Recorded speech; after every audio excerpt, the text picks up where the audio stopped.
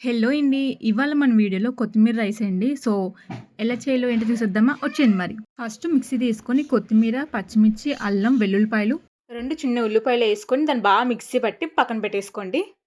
ఇప్పుడు stove on చేసి మూకుడు పెట్టి 2 టేబుల్ స్పూన్ నూనె, 1 టేబుల్ స్పూన్ నెయ్య. నెయ్యి వద్దంటే స్కిప్ చేసుకుని పర్లేదు. కొంతమంది నెయ్యి పడదుగా, సో నెయ్యి వద్దనుకోండి పర్లేదు, మనం నూనెనే యేసుకొని చేసుకోవచ్చు. కాకపోతే నెయ్యేసుకుంటే టేస్ట్ బావుంటుంది కాబట్టి నెయ్యేసాను నేను దీంట్లో. అండ్ ఇప్పుడు మసాలాకులుంటాయి కదా!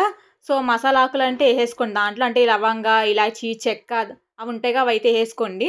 బాగా ఏగిన తర్వాత మనం ఆనియన్ కట్ చేసుకుంటాం. ఆనియన్ దాంట్లో ఏసుకోండి. ఇది కొంచెం మగ్గిన తర్వాత ఇందాక మనం కొత్తిమీర పేస్ట్ చేసుకున్నాం గదా! సో, అదే దీంట్లో ఏసుకోండి. ఒక 10 మినిట్స్ అలా ఉంచండి దాన్ని కొంచెం వేపి. అండ్ ఇప్పుడు నూనె అయితే పైకి తేలుతుంది మనకి. సో, రైస్ ఇందాక కుక్ చేసుకున్న రైస్ దాంట్లో ఏసుకోండి. అండ్ మనం స్టార్టింగ్‌లో కాజు పక్కన వేపి పెట్టుకున్నాం గదా! సో, కాజు కూడా దాంట్లో ఏసేయండి. అండ్ టేస్ట్ భలే ఉంటుంది నిజంగా చెప్పాలంటే. నేనైతే మా ఆయనకి లంచ్ బాక్స్ రెడీ చేశాననమాట. ఇవాళ కొత్తిమీర రైస్ టేస్ట్ కూడా చాలా బావుంది. ఫస్ట్ టైమ్ ట్రై చేశాను నేను. సో, ఎవరికైనా తెలియకపోతే తప్పకుండా ట్రై చేయండి. రెసిపీ చాలా బావుంటుందనమాట.